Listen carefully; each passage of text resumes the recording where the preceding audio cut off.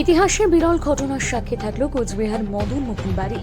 সময় পার হয়ে গেল অথচ মায়ের করোনা ভোগ নিবেদন। কারণ হিসেবে পূজারী জানাচ্ছেন মায়ের পুজোর জন্য সব থেকে প্রয়োজন বলি। বেশ কিছুদিন থেকে বলি প্রথা বন্ধ রয়েছে। কারণ হিসেবে তিনি বলেন, যিনি বলির পায়রা দিতেন তার কিছু অর্থ পাওনা রয়েছে, যে কারণে সময় মতন পায়রা আসছে না এবং এই বিষয়ে কর্তৃপক্ষের সাথে কোনো আলোচনা হয়েছে কিনা সেটা জানা নেই। আজকে ভোগ নিবেদন অসম্পূর্ণ বলেই তিনি জানিয়েছেন। ঘটনায় তীব্র অসন্তোষ তৈরি হয়েছে ভক্তবৃন্দের মধ্যে।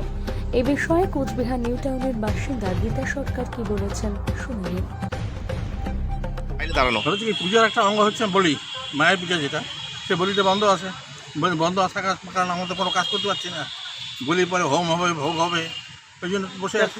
বন্ধ হয়ে আছে কেন? বলিটা হচ্ছে না, বন্ধ হয়ে আছে। সাপ্লাইয়ার জিনিস দিচ্ছে না, টাকা ইয়ের জন্য দিচ্ছে না। প্রচুর টাকা পয়সা পাওয়া আছে, সেই হিসেবে ওরা বিয়ে বন্ধ করে দিচ্ছে। কিন্তু কেন বন্ধ করলো বা ওদের আগে জানিয়েছিল কিনা সেটা জানি না।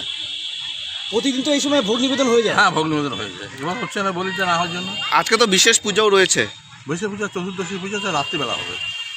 আজকে এমনি কতগুলো বলি হতো পায়রা? না, কতগুলো না। আজকে বলি দিনের বেলা যেমন একজোড়া বলি, রাত্রিবেলা একজোড়া বলি। একজোড়া, এখানে দুজোড়া। মা তার ঘরে একজোড়া, আর মায়ের এখানে দুজোড়া।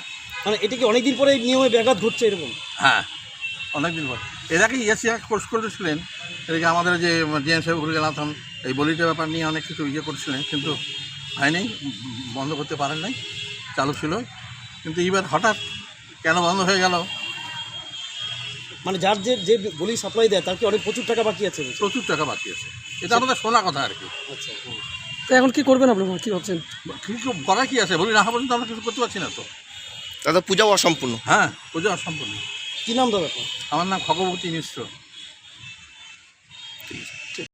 পুজো দেওয়ার জন্য আমি মায়ের এখানে ভোগ নিবেদন করার জন্য এসেছি। ভোগ দিয়েছেন? ভোগ দিয়েছি, হ্যাঁ। কিন্তু আজকে এসে শুনছি এখানে কি পায়রা বলিটা নাকি কি বন্ধ হয়ে আছে, সেই জন্য এখানে কোনো ভোগ নিবেদন হচ্ছে না। এখন কি হবে আমরা তো কিছুই বুঝতে পারছি না। আমরা বসে আছি, মানে আদৌ হবে কিনা সেটা বুঝতে পারছেন না সেটাও বুঝতে পারছি না। এখানে কি হবে, ডেপুটেশন হবে, সেই জন্য তারপরে মীমাংসা হলে তারপরে ভোগ হবে। দিদি, আপনি তো অনেক আশা নিয়ে এসেছেন। হ্যাঁ, মানে আমরা তো ভোগ দেওয়ার জন্যই এসেছি। আমরা তো ভোগ জানি দিয়েছেন, না। তাই তো? ভোগ হ্যাঁ, দিয়েছেন? ভোগ দিয়েছি, হ্যাঁ, কিন্তু ভোগ নিবেদন হচ্ছে না। এর আগেও এখানে ভোগ দিয়েছিলেন? হ্যাঁ, অনেক দিয়েছি আগে। ওই সময় কখন ভোগ দেওয়া হতো?